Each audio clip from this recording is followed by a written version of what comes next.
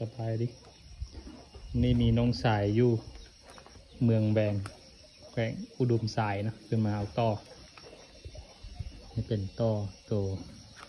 เบอร์3นะ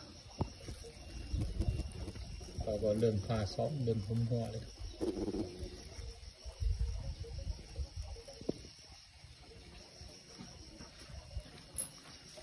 นี่เรามาเอา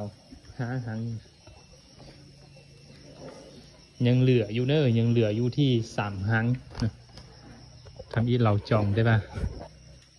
เราเงินบ่พอเลยก็ยังเหลืออยู่เนอะท่านใดที่ว่ายาได้ก็มาเอาได้เนอะถึงนะนี่ก็เริ่มนี่แหละตาสองเริ่มจะหุ่มหัวแม่น้อยก็ลุ้น10 ปลายเสานี่แหละอย่าง3หางสุดท้าย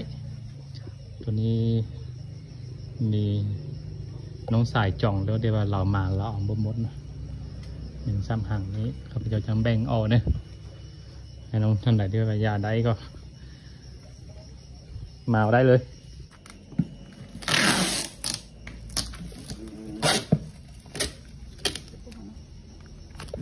ใส่ช่องเจ็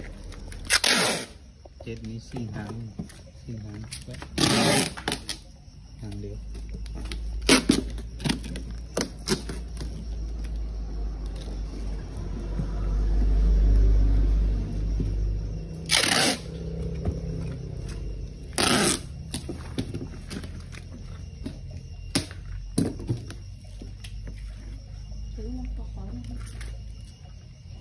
mà đã chảy là có tiêu lắm rồi. Cho phụ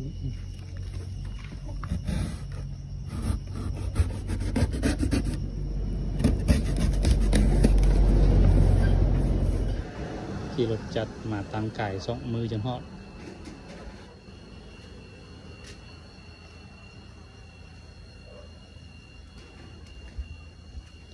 ตัวนี้ก่อนต้องใส่อยู่ถึงนี่เราบอก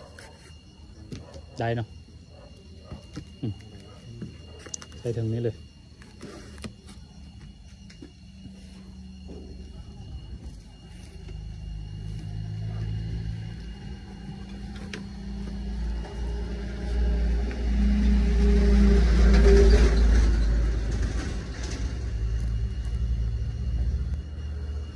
เอาอาหารแล้วก็ตัดแต่งให้พร้อมเลยนะไปเครื่องกลางทางเพราะมันไก่เลยมา2-3 ชั่วโมงทอดนี่บ่เกลือก็ได้แต่ว่าถ่าย2 มือจนห่อเราได้เกลือจะเก็บอาหารไปพร้อมเกลือกลางทาง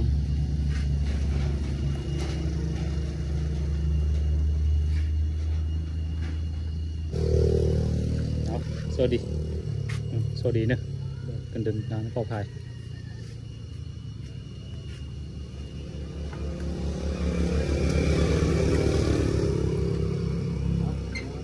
เลยสวัสดี